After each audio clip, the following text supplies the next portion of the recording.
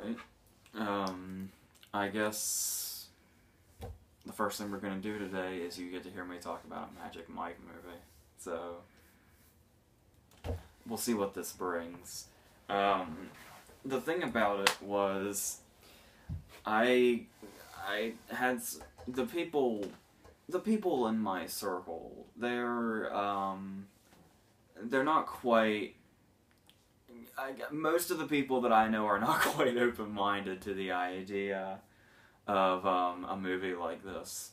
When you cut to 3 years ago, when the first one came out, and I was really positive towards it, because I thought it was a really good story, and I thought Soderbergh did a great job with it visually, and the performances were great. Sometimes people just don't quite see movies like this that way. No. It's often referred to as the male showgirls, which in my mind are totally on complete opposite sides of quality. But yeah, there's a whole there are, despite, I don't know who I'm talking to right now. I have no idea. But the thing about it is, generally, these movies are really, really quickly dismissed because of their subject matter. Which I think is a little bit, I don't know. You could kind of say it's unfair, but in the same way, it totally does give what it's advertising. So, there's a little bit of everything there. And with this sequel, I wasn't sure exactly what they were gonna do. I mean, it made sense that it would be, him in Miami doing his thing. There was talk for a long time whether or not they were gonna get McConaughey back now that he's, respected and an Oscar winner and stuff like that. Because when the first one came out, that was, at the very beginning of the resurgence for him. Yeah. And it turns out he didn't come back. I don't know why. I don't know if they couldn't reach an agreement, or if he didn't want to, or if he thought he was above it. I don't know. I doubt it's that. I doubt it's about that, too. But, we are McConaughey-less, and for a few people that I know, that was kind of a, well, screw this. Because that character was really, he's the very first thing we see in the first movie, and he's really the character that pulls you into the world, and it's honestly one of McConaughey's best performances to me. Oh, yeah. And so without him, it was going to seem to be kind of a challenge, but everybody else is here. We got rid of Alex Pettyfer. That's a plus, for sure. McConaughey took him and went away. Yes. Yeah, the story is that Dallas and the kid went off and started another business overseas. And we have another good thing. I hate to seem cruel to these people, these poor actors, but another huge plus is that we don't have Cody Horn anymore either. Yeah, agreed. There's her subplot's a little spoilery, so I won't go into it, but Cody Horn is not in this movie. So we replace her with Amber Heard, which is fine, I suppose. But the main story we have here is Mike's really involved in that furniture business he always wanted now. But the other guys just happen to be blowing through town, and they're on their way to a convention. Apparently, male strippers have conventions that are really, really elaborate.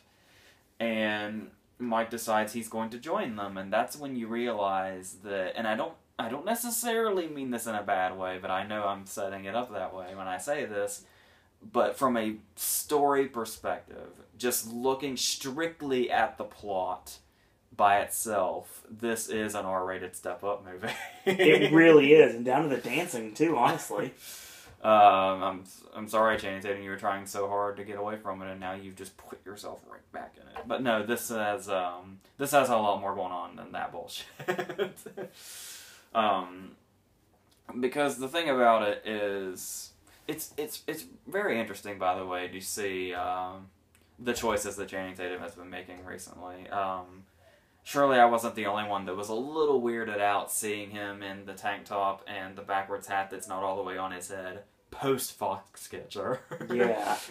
It's a little strange, but well, you know, if you got Jump Street, you know, crossing over with Men in Black, and he'll do anything, but expect anything from him is what I mean.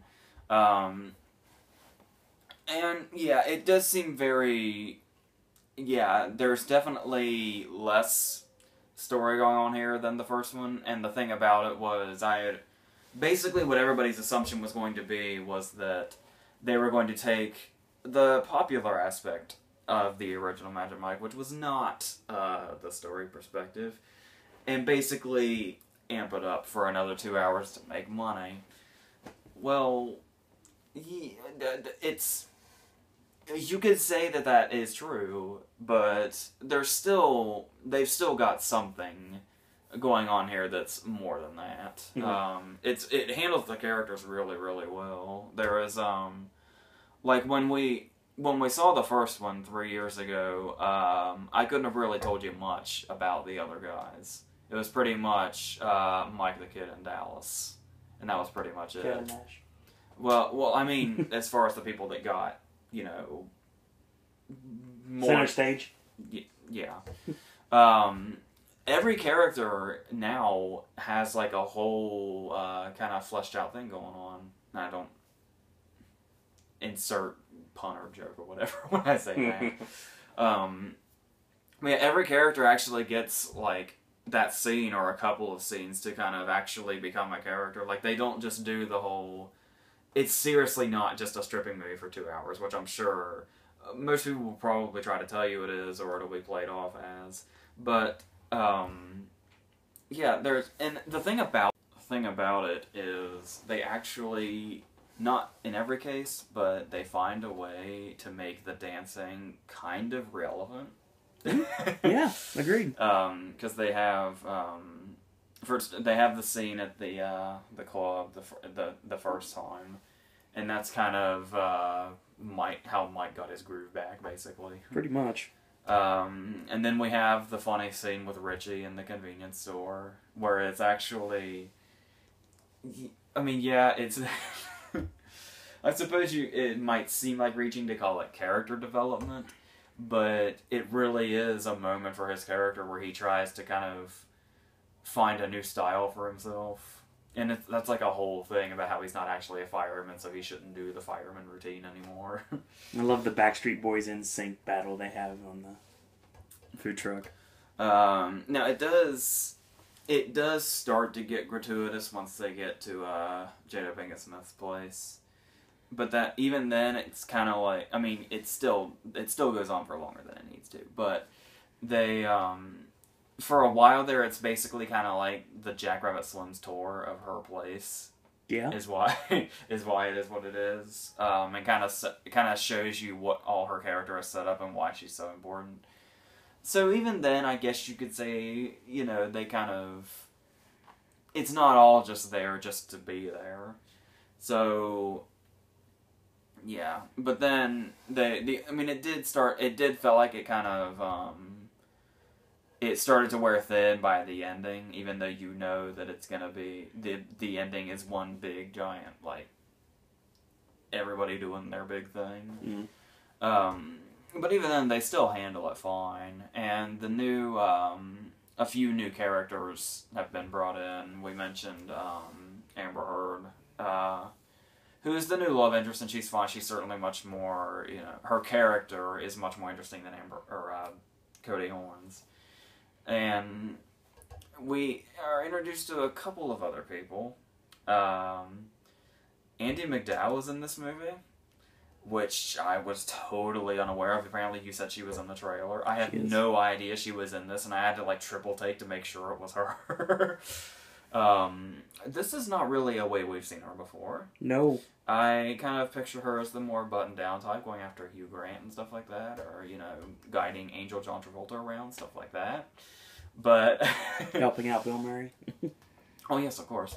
But no, I don't think I've ever seen her like this before, and it was very interesting to see her take that on. We also have Elizabeth Banks in here at the end, who I remember hearing was going to be in it, but I totally forgot until we saw her. Which kind of makes sense if you remember way back when, I think it was back like right as soon as the movie came out or right before it did, where you had Big Dick Ritchie there in character. Along with, I think Matt Bomer's character was there too. And they were at the MTV Movie Awards, and Elizabeth Banks had won something for the Hunger Games. And they were presenting it to her, and there was a whole thing, and she seemed very, very into it, so it only seemed right that she is now in this one. Even if it's a really, really small part, still any Elizabeth Banks we can get is fine by me. And while it's not Soderbergh, obviously, Soderbergh came up with the title, from what I heard, and it's still, they still managed to kind of capture the look and feel of what he did. It doesn't stray, like, it really does feel like a continuation of it. They didn't really change the aesthetic at all, really. And I don't know how you want to put that as far as the director's concerned. You can either say he handled it like as a sequel really well and made it feel like the continuation of a story, or you could say we don't really know if he's capable of anything apart from copying Soderbergh with this material. I don't know, but regardless, I thought it worked well anyway, because it is, even though there is an authenticity to the look. People might have an issue with how dark it looks a lot of the time. Sometimes it's like really, really dark, and there's a couple of scenes where you can hardly tell what's going on because of how dark it looks. But even so, it's still shot in a way that makes it feel really. It's the style that really, really made the first one work so well. Because there are moments, this might sound a little weird, but there are moments like the night scenes in Miami and stuff like that. Or just, scenes of them walking across a parking lot or whatever. And the way it's so authentically shot, it's almost, just watching the scene, you can, like, smell Florida. Yeah. Especially if you've been to Florida a lot, but, just looking at the screen, it's like it exudes it. And agreed. Just by the way it's shot, and I really, really love that.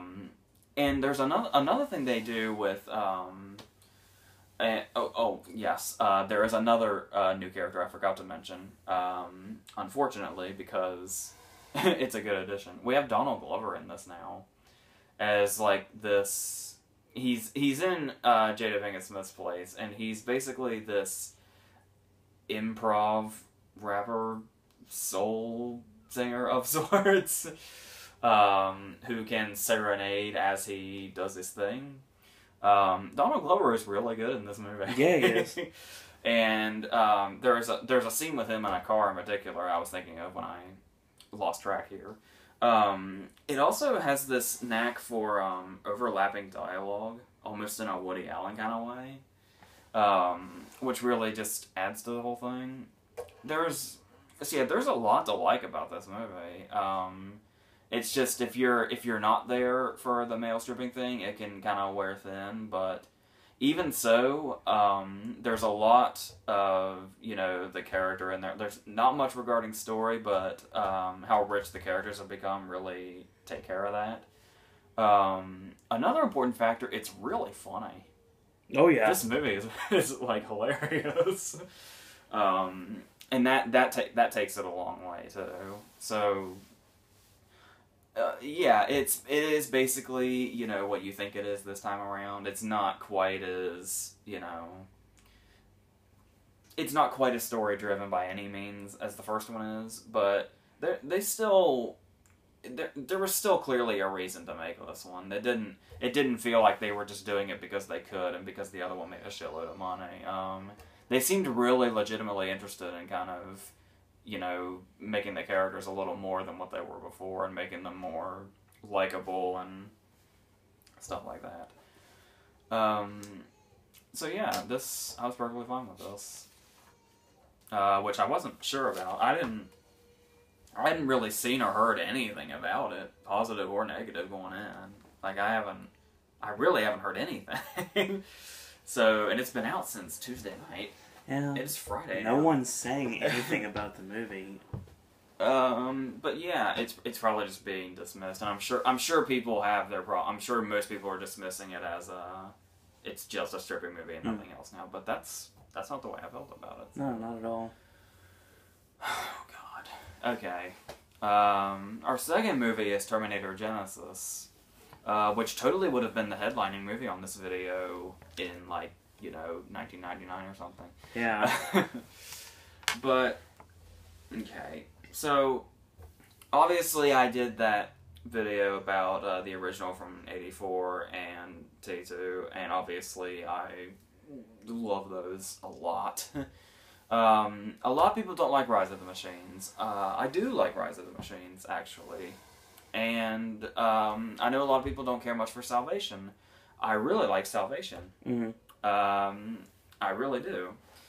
So I was a lot more confident than other people were going into this, because I had heard, the only thing, since I wasn't watching the trailers, I heard nothing but bad things about them from pretty much everybody that I knew. Yeah. Everybody was saying that the trailers were really, really shitty looking. And then people apparently started causing an uproar because, shocking, apparently the trailers were giving too much away. What the fuck else is new? No lie.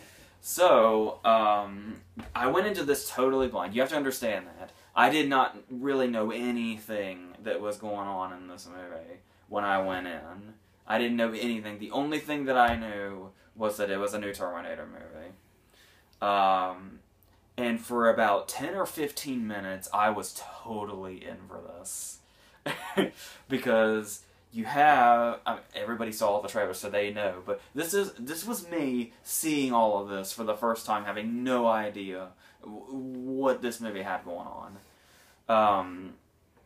We see John and Kyle Reese before the events of the first movie, before Reese has been sent back in time.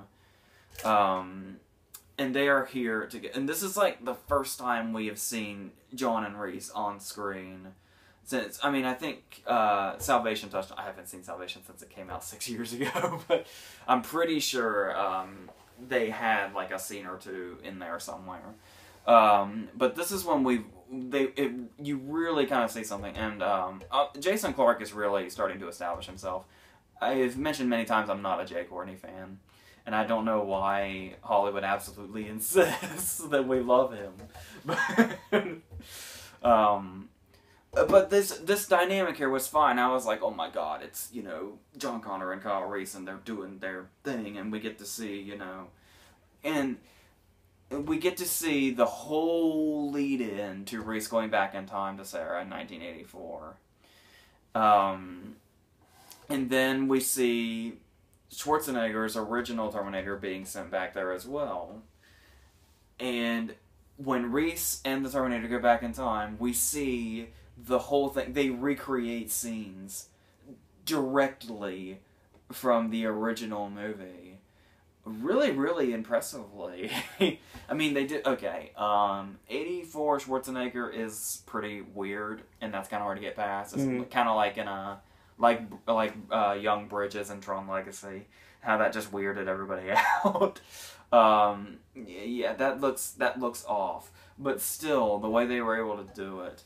And he goes and he meets the punks, and of course one's not Bill Paxton, sadly, but still, it's close enough to where you can totally sense it. And the scenes with Reese also are just identical. And this happens, and then just as the Terminator's about to do his thing where he kills the punk and takes the clothes and goes and tries to kill Sarah Connor, the other Terminator, that is the hero of the story, shows up and whips the hood off and kills it immediately and changes the whole thing. And then there's Sarah, and then there's Reese, and everything's already in motion, and then, fucking get this, the T-1000 is in this movie. And the guy playing the T-1000 is really good, too, for the little time that he's here. But the thing about it is, Yes. You have the characters from the first movie and the second movie. The two movies that most people only care about in this series now. And you have them under one movie, and they're going to do battle, and things are going to get fucking insane. And that pretty much is where it died. Yeah. So that's very, very unfortunate. Because we really, really had something here. We really, really had a setup here. But it did not take this movie long at all to just fucking crash.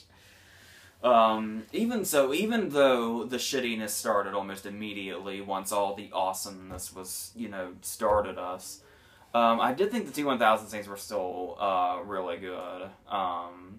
The guy, and obviously we're all used to Robert Patrick, but this guy still got it down really, really good. Like, the head turns and just the stone look on his face and just the dude really, really embodied it really well. The trouble is that it does not take long at all for the T-1000 to just fucking disappear from this movie entirely. Very, very anticlimactically, too. And then we go into this new plot, which apparently was the stuff that was given away in the trailers about, okay, Matt Smith, all you Doctor Who people. Matt Smith in this movie is apparently Skynet. Mm-hmm. Like Skynet, you've been hearing about this whole time. Matt Smith, is Skynet. Literally. And he's basically turned John into this cyborg of sorts. And he is our villain now. And that's what our story is. And there's so much going on here. We have this story with we get some Reese backstory, but there's something about overlapping timelines. And then there's the whole, I'm gonna be totally honest with you, as far as a cohesive story goes, this movie's kind of fucking confusing. Every time I felt like I kind of knew what it was doing, it'd do something totally, and this is not you can mean that in a good way, but I don't mean this in a good way. It's because it's such a fucking mess is the issue. It's not like some complex puzzle of a story you have to figure out. They just don't fucking know what they want to do. And they can't seem to stick to one bad idea. They just want to throw a whole bunch in here. And everything is just all over the fucking place. And the movie just crashes more and more as it goes. And there's one thing here. Now, okay. The one thing here that's kind of really, really puts a damper on things. I don't know what you Game of Thrones people think, but I have not seen Emilia Clarke in that many movies. The only one that's jumping to mind immediately was Dom Hemingway, which she's barely in. Now, the thing about Emilia Clarke in the city, by the way, it should not annoy me as much as it does that the Connors are played by two actors with the same last name that aren't related. That bothers me a lot more than it should. But the thing about it is, I don't have much to go on as far as judging Emilia Clarke as an actress as a whole. But here, I don't know if it's, immediately, she's miscast. Mm-hmm. She's really, really miscast. Oh, yeah. So, going on that, I don't know if it's her or if it's simply the miscasting. It's probably a really lethal combination of both, if I had to guess. I'm sorry, I feel bad, because I'm sure she's really, really nice and everything, but this should not have been the way this went down. I have a whole corner of this sheet devoted to why I don't like what they've done with Sarah Connor in this movie. For starters, they have the thing... Okay, the great thing that Linda Hamilton did in both movies was... In the first one, she's the really meek victim that has to be rescued, which she played perfectly. And then in the second one, she's a fucking warrior, which she played perfectly. I guess the movie is maybe trying to combine the two into one role. And she ends up coming off... Sarah Connor in this movie comes off like a really... she'd be more suited in Mean Girls than a Terminator movie, let alone the fact that she's supposed to be fucking Sarah Connor. And this is just not a good mixture. They kind of they give her a new backstory because they you know, if you have a time travel storyline going, you can pretty much, you know, fuck with it all you want and get away with it because you can just say, time travel fucks everything up. Yeah. So her story now is that she has a Terminator of her own that she's had since she was 9 because it rescued her. And she gave it a name. She calls it... Fucking bullshit. I know. It hurts, doesn't it? She calls it Pops, and apparently it grows old, which I guess can be explained by the fact that the only way it's not human is on the inside. But I don't know. I don't know how that works. But the thing about it is, we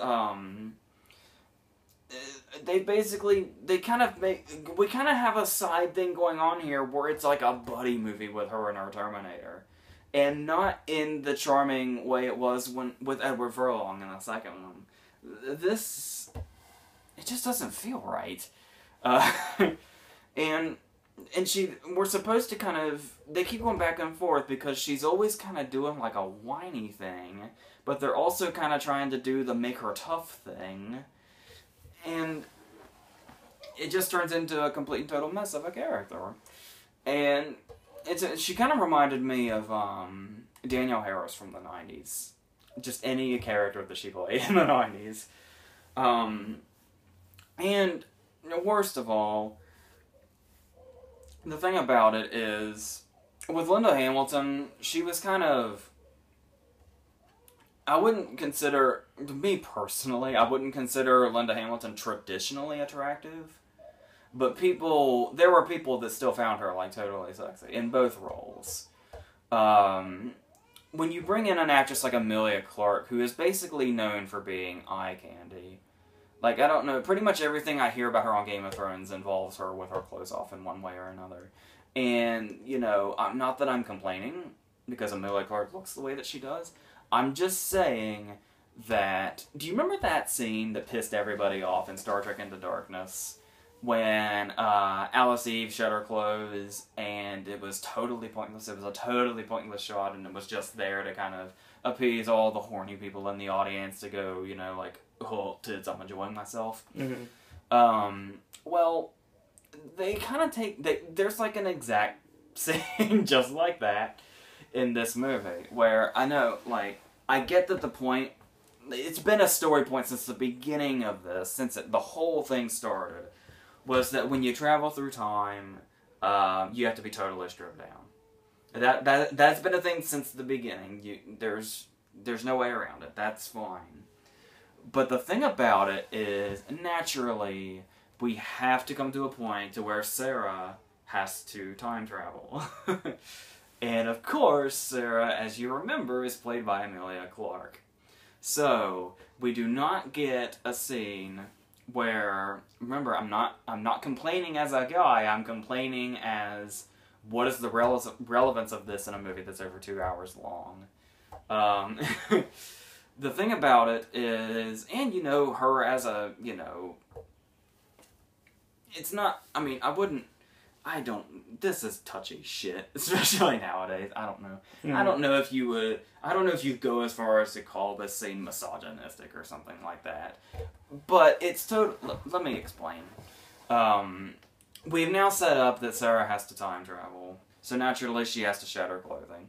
So the thing about it is, instead of just having the quick scene where that happens, like you just cut and you get, because we're PG-13 now, you just have her like from the shoulders up, and then she and Reese go in and then they time travel, and that's all you need to do.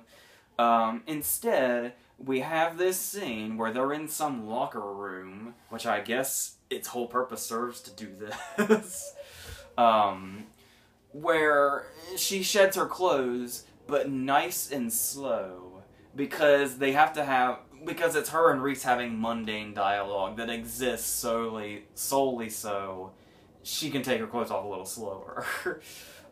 Because the shit that they're talking about is pretty much stuff we already know, or stuff that's already been discussed. What I'm really saying is it just makes the movie come off really, really transparent. And that's a really, really shitty quality to have. There's a lot of stuff involving coincidence. That fucking scene with the doctor, what was that shit? Where, as soon as they get back in time, they immediately know what's going on because their doctor just happens to be talking out loud to himself, I guess, about what's going on with Genisys. I hate that the title's called that. At least do the Beetlejuice thing, where if you're gonna give it a weird spelling, give it a weird spelling in the movie, but spell it normally in the title. Beetlejuice did that and nobody cared. You totally could have done that with this. But fine, whatever. Fuck up the way everybody spells Genisys from now on. Especially with the I in there. Because Genisys is G-N-E. Yeah. Forever now I'm gonna think it's G-E-N-I. Yeah. Thanks a lot. So, anyway, there's, another thing. Obviously, since we start the story before Reese has gone back in time, Reese is not aware yet that he is John Connor's father. So, they decide, yeah, let's throw in some human drama. And we actually have to have the scene where Reese finds out he's John's father, and he goes to Sarah and gets all mad, and they have the bickering fight about how she lied to him. Has there ever been a moment in movie history, there are a ton of movies, I'm sure a million of them come to mind for you right now, where you have that fight in the middle of the movie where one character has lied to another, and they get pissed off about it and scream, "You lied to me!" And then there's like a, "Well, I did it for a reason," or "I was gonna tell you," or something like that. Number one, has this scene ever, in the history of movies, of the million stories it's found itself in, ever done anything to progress a story? Or does it just stop dead and you have to sit there and watch the characters be annoying? And secondly, does anybody ever watch... Obviously, you know, you have to have conflict so you can have resolution. That's how stories work, I get it. But when you're watching a story, do you ever eagerly anticipate, "Oh my god, I can't wait for the reveal so we can have the you lied to me fight"? Because that's the part I love the most. That's the real meat of the conflict.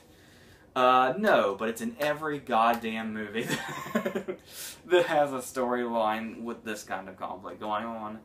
And you just kind of have to wait for it to pass by. And while you're waiting for that to happen, obviously, since it's a Terminator movie, you are going to have action scenes. But, number one, the action scenes are pretty, a lot of them are kind of replicated from other action scenes, like the T-1000 stuff, obviously, because the whole T-1000 thing's more of a throwback than anything. But that's fine, because with the T-1000 scenes, they handled it relatively well. But the rest are so... They look so... not only generic, but a little... like, really generic versions of the action scenes from the other movies. And I know they were kind of trying to do the callback thing for all of those, but it only works so much, if it's lucky enough to work at all. So that just wasn't helping anything. Then there's a whole lot, the whole thing, honestly, like, even though I love the setup as it is, even though it, you know, does the shit that it does, once it gets to that point, it basically just feels like really bad fan fiction. Mm-hmm. Like, it basically feels... You know, like, when you go online and you can find those sequel scripts that were written, but were never made for movies?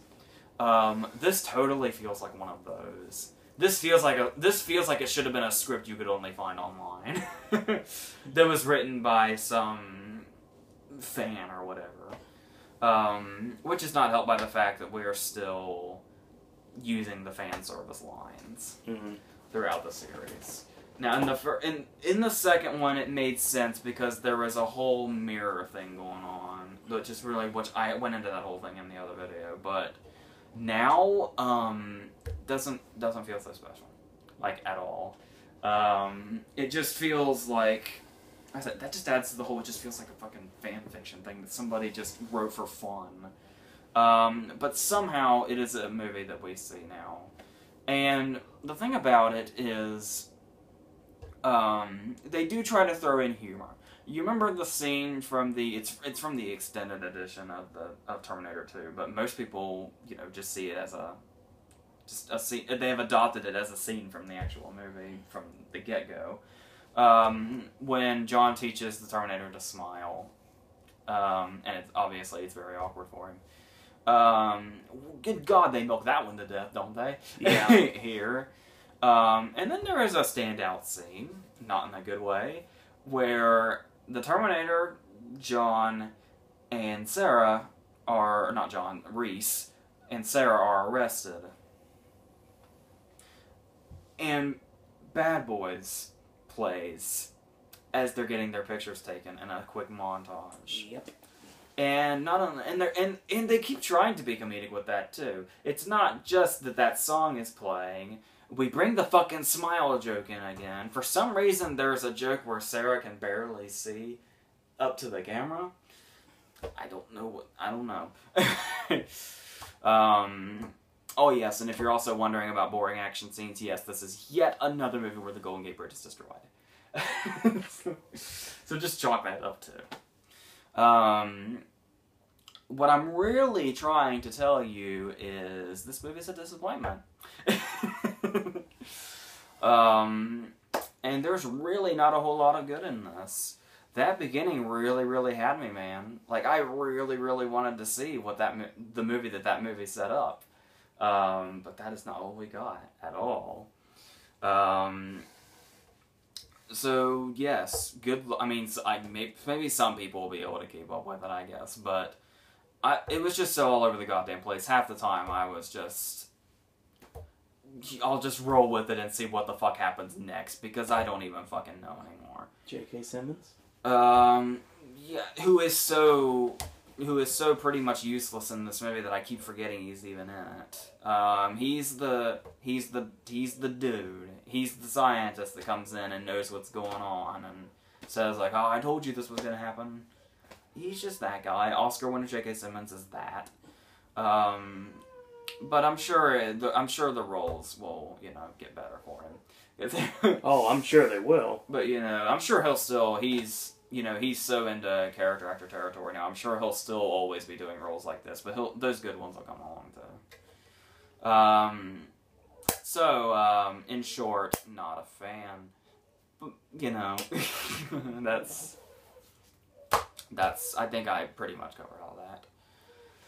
Okay, for the love of God, I just want literally. I just want this video. Like after we talk about Magic Mike, I just want this video to be over now. I don't blame you.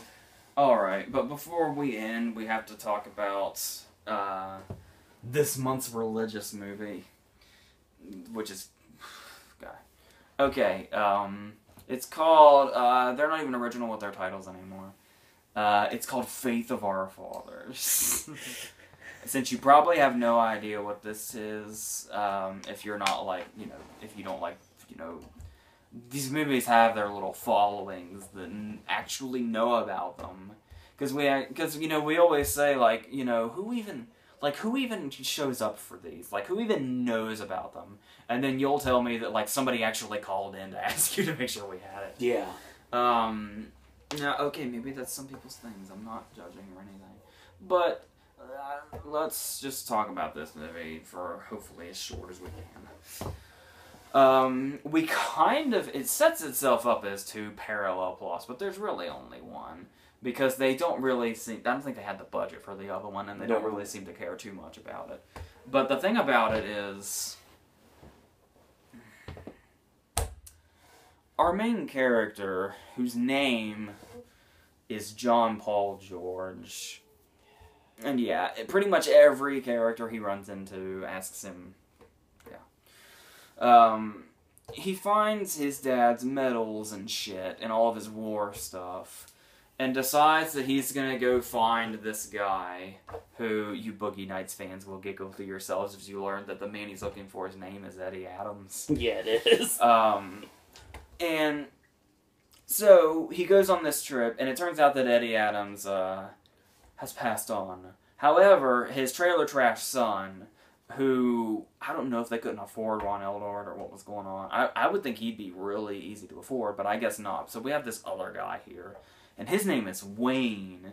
In case you didn't know he was white trash, his name is Wayne. And he lives in this shitty place in where were they, like Mississippi or Louisiana, or was it Mississippi? I believe so. Okay. So sort of a backwoods, I remember the line, town. like, I saw that you could, stay in the Mississippi sun, so you're all right by me, or whatever the fuck that was. I don't know. Good God.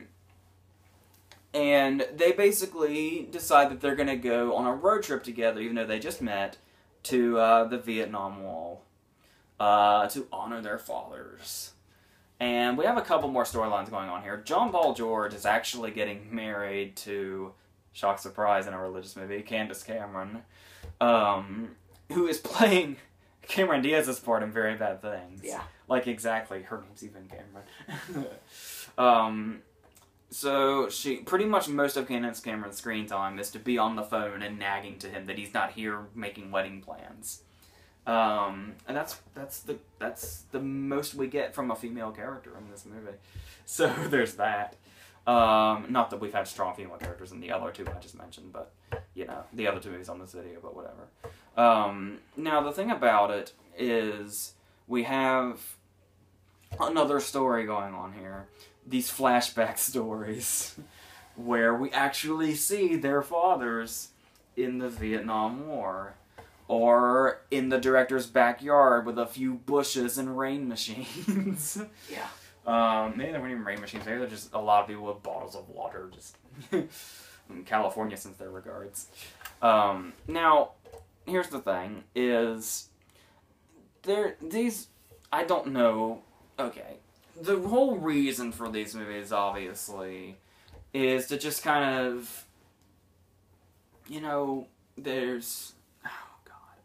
Okay, what have we had now? There's God's Not Dead. There is Do You Believe? There's Old Fashioned. Heaven is for real. There's kind of. There's a whole fucking array of these things, and they really have no other purpose except for people to kind of go to Son of God. Oh yeah. For, I guess, people to go to the movies and feel like they're in church. I don't know. But I don't know what their purpose is, and I don't know why they get wide releases, but it happens. So what we just have to deal with here is we're going back and forth. They're trying... Okay, you're probably wondering where faith comes into this, because right now it's about dudes going to the Vietnam Wall and all that.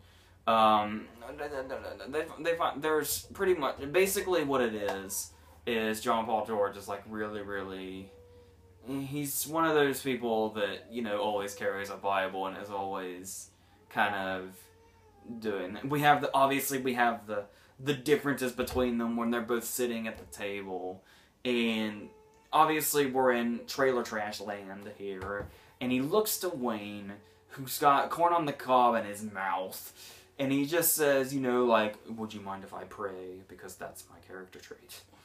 And that's what he does. And that's basically what it is. They just we have this story about two dudes going to the Vietnam Wall, and we keep cutting back to really shitty Vietnam War scenes these flashbacks are like, they're like 30 seconds long, and there's really hardly anything to establish that it's happened. There's really nothing to distinguish what's a flashback and what is now, except for the fact that they're in the jungle. Everything looks exactly the same, and they only stay in the flashbacks for like 30 seconds at a time. And by the way, their sergeant is Stephen Baldwin. If that does not give you a clue as to what kind of movie you're in, then I don't know what to tell you. You're a lost cause already. But the thing about it is, we have this story, and they just kind of throw the faith element into it. There's really not a whole lot of reason for it to be there. They just kind of keep throwing it in there like it's relevant, when it's not really. It's like, come to think of it, it's really not. That's just what, I don't know. It's more of a character trait than a movie about it. So, yes. And then there's not really, let's talk about Wayne for a second. This fucking guy, now he does have some lines where it kind of felt like he kind of could have been a funny character, but, you know, in these movies, when they try to make a funny character, it's never successful. But you can tell when they're trying, and sometimes it can be a little endearing, I suppose. Where I'm being as patronizing as possible. I'm sorry, you are. I'm not trying to... Well, okay. You know what really drove me crazy about Wayne? I'm almost positive that actor was pulling a voice. I really don't think that's that dude's real voice. He wrote this, too. Oh, no. Yeah. The character, the David A.R. White, whatever his name is, he wrote this. Okay. Well, so that should answer that right there, that he was pulling a voice. That explains more than a few things. But he was in God's Not Dead, too. I think I Reverend Dave. I think I actually remember that. Yeah. I'm ashamed of myself. As you should be. And there's a whole lot of things in this movie that don't make sense. I understand the whole point they really want to make is, you know, God's awesome. And that's fine. I'm not gonna, you know, judge you for that or say you're wrong or anything like that. I'm just... if you're making an actual movie, you've really gone through the trouble, you should probably put a little more focus on a few more things to just kind of, you know, make it worth making a movie about. Because it just doesn't feel like a whole lot of... I struggle to say a lot of care was put into it, because the people that made this obviously have a passion for something. It just should by no means be in movie form. No. Take, for instance, John Paul George's infinite supply of money. I am not quite sure what he does. They live in a relatively normal-sized house. I didn't get a good look at it, but because it's him and Candace Cameron just hanging out talking about fucking pizza. That's what the whole introduction is. Yeah. How he can't... The hilarious moment where he can't have pizza. He's not allowed to have pizza. He can't have pizza. It's not bad. It's good. It's not bad. It's bad for him. It is not good for his health. He cannot have pizza. And cut, she's burned dinner. They're having pizza. Now, this thing where... What happens is Wayne has the letters from John Paul George's dad that he wants to read. So... Wayne, being his greedy white trash self, says, I will give you a letter for $500 each. To which, by the way, John Paul George agrees to, for starters. Secondly, is he not supposed to be planning a wedding? Yeah.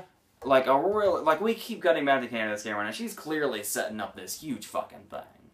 I have no idea how much this thing's gonna cost, so there's that. There's the fact that they're on a road trip. That by itself. Yeah. And then there is actually a scene in this movie where there's a conflict. There's actually a conflict. They meet a hitchhiking couple, and their car gets stolen.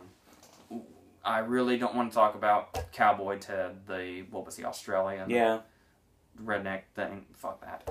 And Rebecca St. James' cameo. They steal their car. Now... this is where we actually have a conflict. This is where the people writing this actually said, okay, since we're making a movie and we're telling a story, we need to put a conflict in here. Okay, well that's all well and good. But the issue with a conflict is that it's actually a problem that cannot be fixed by fucking miracles that you just pull out of screenwriting heaven. Because what happens here is he's spending $500 on each letter. They're on a road trip, as is, you know, with gas prices the way they are. And he's planning a big, gigantic, elaborate wedding for Bridezilla Candace Cameron. They fix the problem by coming across a car for sale, and they buy it and go on their way. Yeah. I don't know. I really don't know. Now, speaking of this movie's attempt at humor, there's one scene that I actually thought was legitimately funny. It's not laugh out loud funny by any means, but it's a scene where you can acknowledge that it's actually funny. Where Wayne goes on this whole tirade about how John Paul George is gonna, you know, try to, you know, turn him into this Bible quoting guy, and how he's just gonna try to sell him the Lord and stuff like that. And he just goes on this huge tirade. And it ends with Wayne finally settling down and just keeps driving. And then John Paul George thinks about it for a second, and then he looks at him and he says, "You rehearsed that, didn't you?" I thought that was funny. Mm-hmm. But then something else happens here. You will recall one of the big selling points. Don't bring him up. I'm embarrassed. But, well, no, it's a huge issue. I have to. Okay. No, just him in general being here is an issue. Don't feed the beast, sir. Listen, one of the main selling points of God's Not Dead was that dude was in it. Yeah, okay, that's good enough. We'll go with that. That dude. That dude from that show. So, what do you do? And I kind of love the fact that this movie knows its audience by using them to promote it. Yep. Okay, I'm sorry. But anyway, so, what happens here is we have another one. I believe, correct me if I'm wrong here, but I believe it's the dude that caused an uproar because he basically said, "I'm a big fucking homophobe." Yeah, it's the old man. But everybody defended it because it's, you know, it's what he believes. Everybody should, you know, get to believe what they believe in, you know, even if they, you know, whatever. But, go ahead, you know, be a homophobe, whatever. I guess, you know, you're, whatever. I don't tell people what they do and don't do. I don't really fucking care. I really don't. But what you do here is you have this guy in this movie now. And the thing about it is, he's only here for just this little scene. Where he's, like, he works at the gas station or something. And he's the clerk behind the desk, and he's, funny redneck old guy. The end. And the scene goes on. And I turn to you, and I say, a lot of the people that will come to this movie will be their fan base. Guaranteed, yeah. There is no way that is the end of him. Even though there is no reason whatsoever he has purpose left in this story. He was the clerk at this convenience store. And the guys were here, there was an altercation, and the guys left. And that's it. We need to keep going. Just keep driving down the road with them and go on with the story. No sidetracking, nothing. Just keep going. Just absolutely keep going. But still, I sensed it. I really sensed it within me. And I turn to you, and I say, "Do you think he's done? Or do you think they're going to milk him for all he's worth?" And I swear to God, as soon as I said that, which was right as the scene ended, by the way, the very next day, I was thinking he's going to come back later and do a whole thing, and that'll be his big return. No, they could not stray away from him for 10 seconds before cutting back and doing a whole fucking thing with him. It's like everybody has ADD or something. Where he's just doing his I'm a funny redneck old guy thing. And it's a whole fucking spectacle. I'm guessing it's supposed to get laughs too. I'm sure it does in the right room. Yeah, not the theater. We were the only people in there, yes, so we didn't have to deal with that. But which means that movie made no money for that night. Here. Yeah, it still makes money, unfortunately. So, and then obviously, since it's a road trip movie with two guys who are total opposites, we have to have funny bickering. Which, by the way, the funny bickering in this movie is just Wayne screaming. It's sometimes disturbing. Like, no, he will literally just start screaming. I know what you're talking about. If he's afraid John Paul George is going to talk about the Bible or something, even when he's not, he'll just scream. It's insane behavior. He should not be running around in public. Nope. He should totally not be in society. And by the way, I understand that he's like all, the Lord's good and everything, but John Paul George is really, really trusting. Yeah. To a weird degree, because listen to this. This is another thing that they totally set up for no goddamn reason, because there's no continuation of it. There's no purpose to set it up, because there's no payoff to it. Once he is in Wayne's house, he calls up Candace Cameron. He's talking about how creepy he thinks Wayne is. Okay? So, that's what he does. He right now, it is nighttime, and he is already under the impression that Wayne is creepy. Okay? So, what this scene leads to is Wayne standing over him while he's talking, in the dark, unprovoked, just staring at him, to further the joke that Wayne is creepy. Okay? So that has been established. So he is still staying the night at Wayne's house. Well, what's happening here is Wayne has gotten the idea to make his car a convertible, so he's going to take a chainsaw in the middle of the night to his car and take the roof off of it. But the way they play this scene up is John Paul George wakes up in the middle of the night and hears Wayne screaming and a chainsaw running. Yeah. Now, he is already under the impression that Wayne really, really creeps him out. So the ending of this movie should be right here 20 minutes in, when he hears Wayne outside with a chainsaw. He packs up his shit, he sneaks out a window, and he leaves, and the credits roll. That should be what happens here. But no, we set up the whole scene where he thinks Wayne is this really creepy guy, just so we can have a scene where Wayne is outside with a chainsaw running, and John Paul George walks out to investigate like the dude's his best friend to ask him what's going on. Because apparently John Paul George knew he was in some wacky buddy road trip movie, I guess. If this had been any other movie, John Paul George would have been a goner. Mm-hmm. And the movie would have been better for it.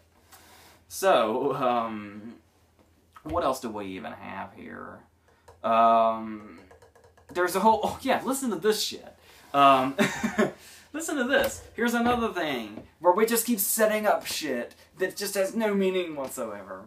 They're riding in the car, they're driving along, everything's great, and then police lights. They're getting pulled over. Okay? So, for a second I thought Wayne was going to make a run for it, but he pulls over, he's, doing what he needs to do. And this is when Wayne informs us they're using fake names now. Okay? And this is when Wayne informs us that he's, wanted in 17 states? Mm-hmm. Is that what he said? And there's warrants out for him. Okay. Wanted in 17 states. And all these warrants are out on him. So what happens here is they get pulled over, and they try the fake names, and the cop asks John Paul George if Wayne's fake name is his real name. And being the ultra honest guy that he is, he cannot tell a lie, ever, not once, not even a little white one. He tells the truth and tells them what Wayne's real name is. So, without checking, okay, here's the thing. For starters, Wayne is standing right here in front of him, and he has to ask John Paul George if that's his real name, because he's never seen Wayne before in his life. However, he's wanted in 17 states and has warrants out. And this cop clearly does not know him by appearance. Mm. But apparently he knows how much he's wanted enough. Because the cop does not have to go back and check. He doesn't have to radio in or anything. And they're in a car that's not there, so it's not like it's registered in his name. So, he does not know Wayne by appearance, but apparently he knows just how wanted Wayne is, because the second he learns that he gave him the wrong name, he just arrests him. He just arrests him there, without saying for what. Now, giving the cop a fake name, sure, but they really, really set it in that everybody that's a cop in this area knows who he is. So they take him to jail. Wanted in 17 states. And he's sitting in jail. We've got a real conflict on our hands here, right? Both of them get let out on bail.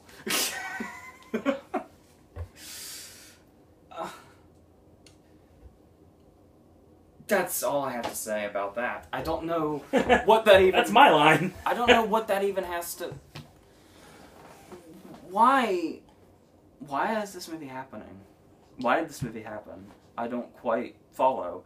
And even John Paul George as a character doesn't even make sense. Because here's the thing. You don't... Okay. There are these... He has these principles that he absolutely refuses to break throughout the whole movie, right? And you would think there would be other principles that kind of, build on that. But there is a moment in this movie where Wayne is getting into a fight with a group of rednecks that he pretty much started. Yeah. And he's getting his ass beat. So, John Paul George says, I'm this God-loving dude, and I'm a good person. I don't do anything bad at all in my life whatsoever. I don't do just nothing. It's just everything. I prevent anything bad happening to me.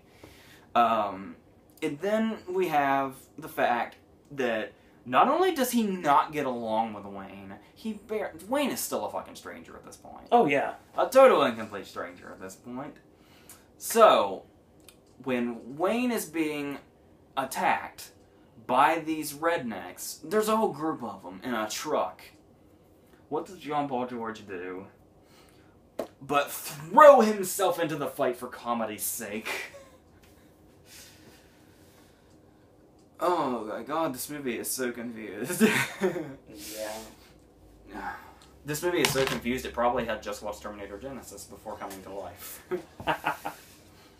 So, I don't know, I just wanted to touch on a few bullshit scenes. Just a few. There is, apparently Stephen Baldwin doesn't age.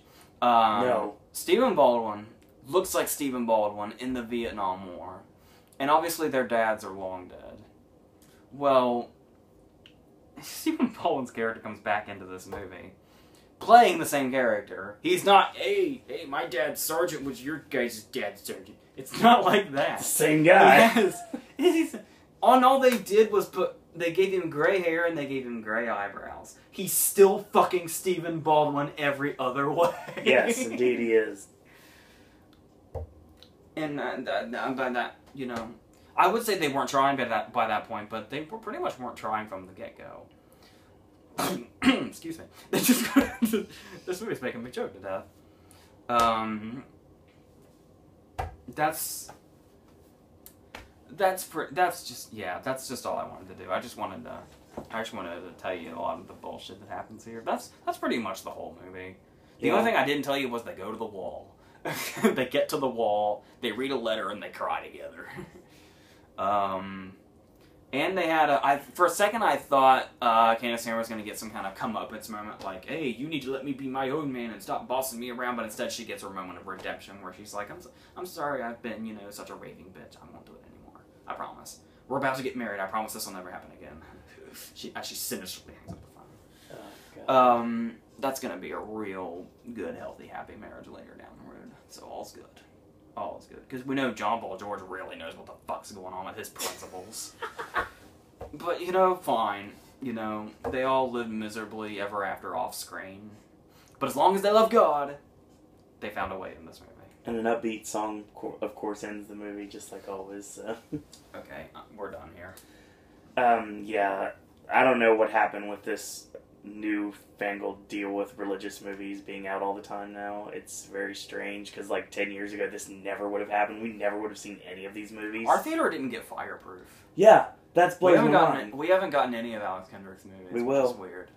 The one guy that's like relatively decent at doing this, like the guy that can actually make a relatively decent movie around his whole faith thing, we never get his movies here. I'm pretty sure we're about to, because I think the movie's called Woodlawn. It's like a football movie. Faith-based football movie. Is that the one with Sean Astin on it? Yes. Because this is Sean Astin's new thing now. And John Voight. Oh my god. Well, like I told you, John Voight was in Baby Geniuses 2 and Brad, so he's long gone. But, yeah, good point. That's it? Yeah, we're done. That's it. That's the end there. So, real quick before we finish the video, star amounts. Magic Mike XXL. 3. I figured you'd go there. Terminator Genisys. 1.5.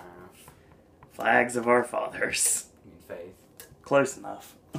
This is not a Clint Eastwood movie by any means.